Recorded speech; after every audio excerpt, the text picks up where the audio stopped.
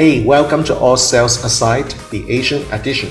I'm your host Jack, and today we are diving deep into a topic that has been the stumbling block for many sales professionals. Guess what? Dealing with rejection. Okay, so let's start by understanding this. Rejection in sales is never ever personal.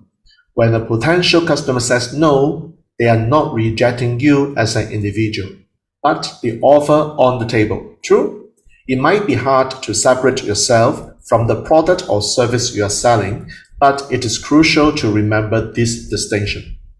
So let me share with you a story of one of the most successful salesperson I know, and let's just call him John. John was new to the field and faced rejection after rejection after rejection, and each no felt like a personal attack. He began to doubt his abilities and considered leaving the profession, but then attending a workshop where he learned to view rejection differently. He realized that the no's weren't about him, but the offer. That shift in mindset changed everything for him. So John started viewing each objection as a learning opportunity, not a failure. He would politely ask for feedback following a rejection. Was the timing wrong? Did the offer not align with the prospect's needs? He used this insight to refine his approach, and slowly he heard yes more often. Is that good or great? So resilience, dear listeners, is the cornerstone of success in sales. It's about picking yourself up, dusting off the disappointment, and moving forward with determination. Let's consider another example, Sarah. She is a seasoned sales professional, once told me about a month when she faced unprecedented rejections. Instead of letting it bring her down, she celebrated each no.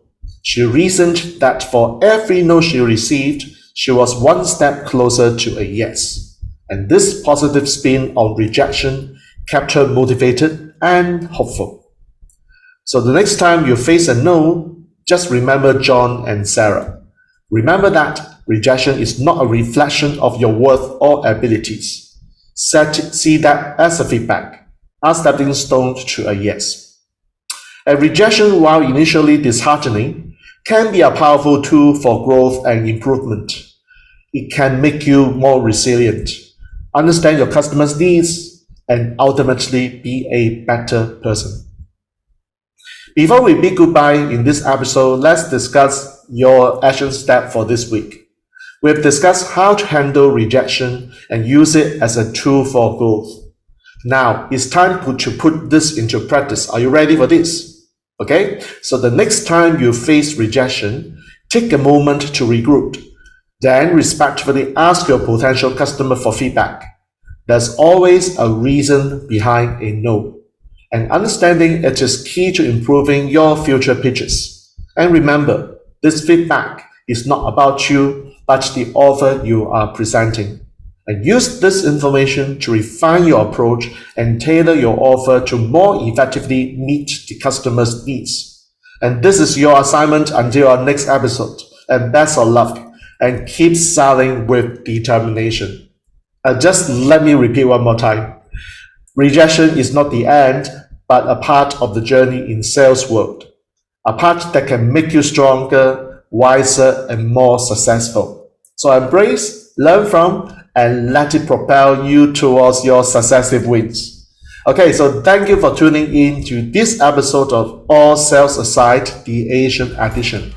And once again, I'm your host, Jack. Until next time, keep selling with confidence. Goodbye.